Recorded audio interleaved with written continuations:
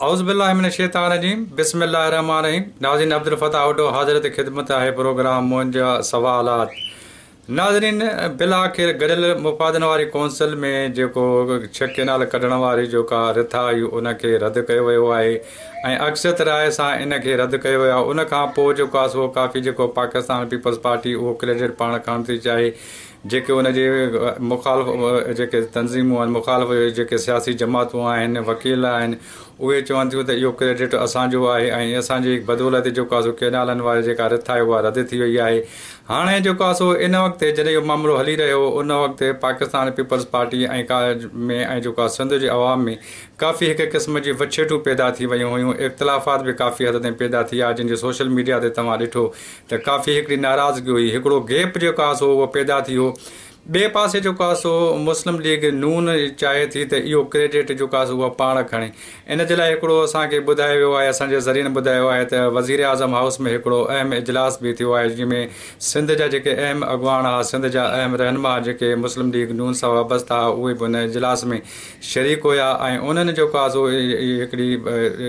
तजवीज़ बि ॾिनी आहे त ईंदड़ ॾींहंनि में थी सघे थो उन ते अमल दरामद थी वञे। जेको हिकिड़ो गैप पैदा थियो आहे, को खला पैदा थियो आहे पाकिस्तान पीपल्स पार्टी में ऐं जेको आहे सिंध जे अवाम में जेको हिकिड़ो दूरियूं पैदा थियूं आहिनि, उन दूरियुनि खे ख़तमु करण जे लाइ या त मुस्लिम लीग नून अॻिते अचे उन दूरियुनि खे उनखे इख़्तिलाफ़ात खे ख़तमु करे, या त जेकॾहिं इहो स्पेस ख़ाली रहियो त उन खां पोइ GDA या ॿिए जेके तंज़ीम आहिनि उहो खला पुर करण में कामयाबु थी वेंदियूं। इन जे लाइ वधि में वधि इहे कोशिशि कई पई वञे त जेका मुस्लिम लीग नून आहे उन खला खे पुर कयो वञे। ऐं हिकिड़ी जेको आहे सो अहम जेको आहे वज़ारत आहे मुस्लिम लीग जेका सो कोशिशि करे रही आहे त उहा बि कंहिं हवाले सां जेको मुशीर आहे उहो बि पंहिंजो जेको आहे सो सिंध जे जेके मामलनि जे बारे में हिकिड़ो मुशीर आहे उहो बि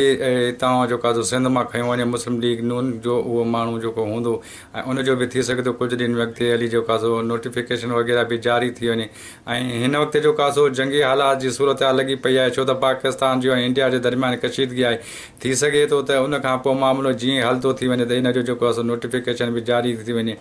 हिन वक़्तु काफ़ी हद ताईं जेको आहे सो पाकिस्तान मुस्लिम लीग नून जी इहा वधि में वधि कोशिशि आहे त असां इहो क्रेडिट खणूं ऐं जेको आहे सो सिंध में जेको हिकिड़ो खला पैदा थियल आहे उन खला खे पुर कयूं। ऐं थी सघे थो आईंदा ईंदड़ ॾींहंनि में, ईंदड़ हफ़्तनि में, ईंदड़ महीननि में थी सघे थो मुस्लिम लीग नून जेको आहे सो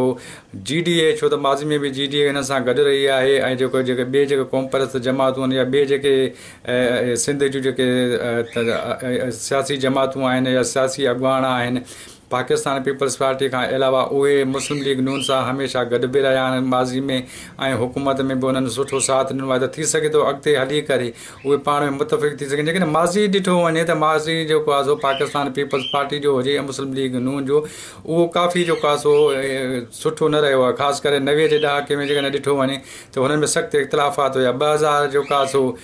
24 जे इलेक्शन खां अॻु में बि जेके बयानबाज़ी थी रही हिक ॿिए जे ख़िलाफ़ु, उहा बि कंहिंखां लिखियल छपियल कान्हे का। त अंदरूनी तौर ते हुननि में इख़्तिलाफ़ात वग़ैरह आहिनि, पर हू जेको आहे सो इन ई पघार ते कमु करे रहिया आहिनि ऐं जेको आहे सो गॾियल तौर ते हिकु हंधि वेठा आहिनि। त इन जे पुठियां बि कुझु न कुझु ज़रूरु सबबु आहिनि। त हाणे ॾिसणो इहो आहे ईंदड़ कुझु ॾींहंनि में सवाल पैदा था थियनि त छा जेको आहे सो सिंध जे अंदरि जेको हिकिड़ो खला पैदा थियो आहे पाकिस्तान पीपल्स पार्टी या सिंध जे अवाम में जेका जंहिंजे लाइ चयो पियो वञे त उन में जेको आहे सो मुस्लिम लीग नून केतिरी क़दुरु जेको आहे सो खला खे पुर करण जे लाइ अॻिते अचे थी ऐं सिंध में पंहिंजो जेको आहे सो हिकिड़ी पंहिंजी कोशिशूं करे जेको आहे सो सिंध जे अवाम खे पाण ॾे मुतवजह करे थी। ऐं ईंदड़ ॾींहंनि में जेको आहे सो वधीक जेको आहे सो मुस्लिम लीग नून खे सिंध जे अंदरि फ़ाल कयो वेंदो, छो त हीउ जेको क्रेडिट बि चाहिनि था त मुस्लिम लीग नून उहो क्रेडिट पाण खणनि जेको सिंध केनाल रद्द करण वारो आहे, छो त अक्सर त हुननि जो ई गॾियल मफ़ादनि वारी कौंसिल में उन मुस्लिम लीग नून जी हुई ऐं उन्हनि जे बदौलत ई जेको आहे सो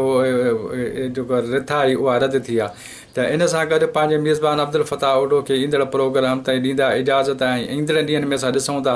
त सूरत हाल उहा वञे कातिरी थी। पंहिंजे जेको राय सां ज़रूरु असांखे आगाह कंदा ऐं असांजे YouTube चैनल खे ज़रूरु सब्सक्राइब कंदा। Abdul Fatah Udo, A4 news 786। मज़ीद न्यूज़ एंड अपडेट्स के लिए इस चैनल को सब्सक्राइब करें।